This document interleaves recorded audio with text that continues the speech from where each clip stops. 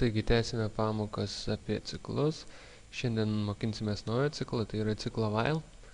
Ir jeigu praėjusį kartą mokinomės ciklą for ir ten jį galėjom naudoti tada, kai žinojom, kiek ilgai tęsės mūsų ciklas, tai šiuo atveju, nežinodami tikslaus ciklo kartojimo skaičiaus, mes naudosim būtent while ciklą.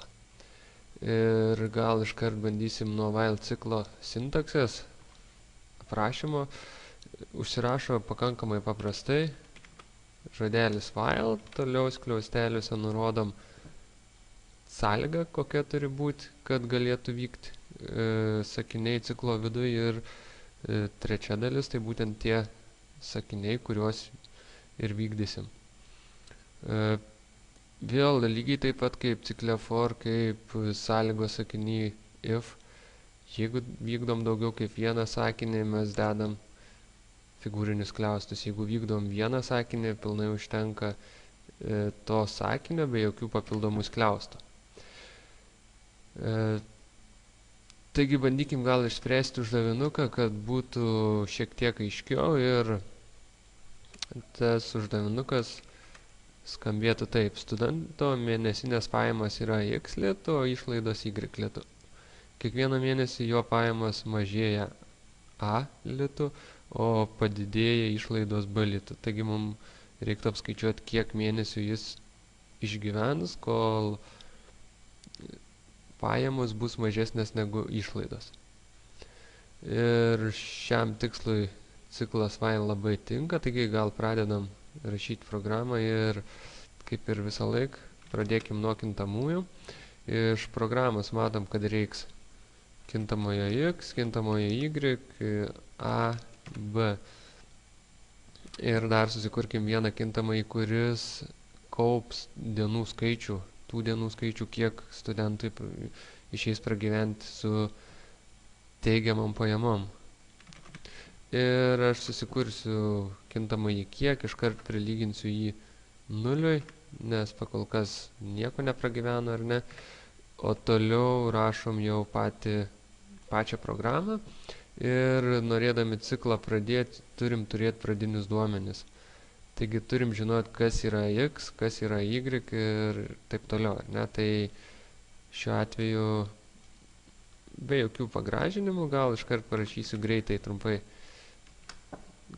Norim įvesti kintamąjį x, y, a ir b, ar ne? Vėlgi reiktų atsiminti, vedant būtent reikšmės, kuriam kintamajam ta reikšmė bus priskirta, kad paskui nebūtų sunku susigaudyti. Ir kai jau turim reikšmės, tiksliau kai priskyrėm reikšmės kintamiesiem, mes galim rašyti ciklą ir būtent čia dabar reiktų nuspręsti, kokią sąlygą turi tenkinti, kad vykdytų mūsų vykdomosius sakinius. Taigi pagal sąlygą sako, kad pajamos turi būti didesnės, tada galim skaityti, kad tas mėnuo yra pragyventas, ar ne? Tai vadinasi, taip rašom x daugiau už y. Na, gal netgi galim parašyti ir lygų. Gali būti atveju, kad pajamos nebus didesnės nei išlaidos, bet ir atvirkščiai. Taigi sąlygą pasirašėm ir šį kartą bus daugiau kaip vienas sakinys, tai automatiškai dedu figūrinius skliaustus ir čia rašom jau kaip keisis tas x ir y. Taigi pagal sąlygą sako x mažės a, ar ne, o y didės b. Tai kažkoks skaičius kiekvieną kartą mažės būtent šitos kintamojo reikšmė, o kintamasis y mažės tiek, kiek yra b. Ir turbūt atsimenat, kad galim rašyti arba šitaip, arba galit rašyti x lygų x minus a. Vienas ir tas pats, bet na, aš vėlgi rašysiu taip, kaip trumpiau.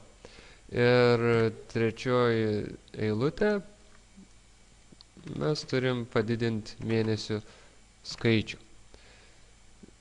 Ir aišku, ko gero norėsim matyti rezultatą. Taigi šitoj vietoje atspausdinsim rezultatą ir tiesiog parašysim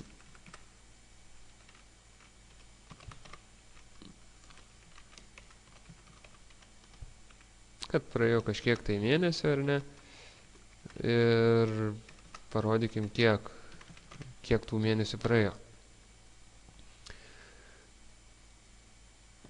Paleidžiam programą, žiūrim, ar viskas tvarkoj. Taigi, vėl, kaip sakiau, reikia nepamiršti, kuriam kintamajam dabar priskirsim reikšmes. Priskiriam pajamom, tai yra stipendija ar kažkam, ar ne, tai didesnis skaičius bus.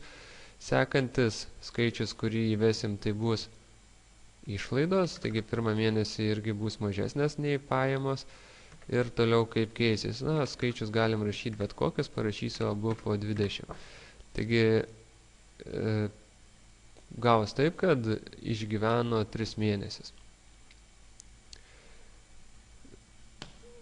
Tiek su šia programa, gal dar trumpai paaiškinsiu, ką mes čia parašėm, kad labiau suprastume. Taigi, pradžia gana įprasta, ar ne, kintamieji, paskui kintamiesiam priskiriam reikšmes, o vat naujasis dalykas tai yra ciklas while.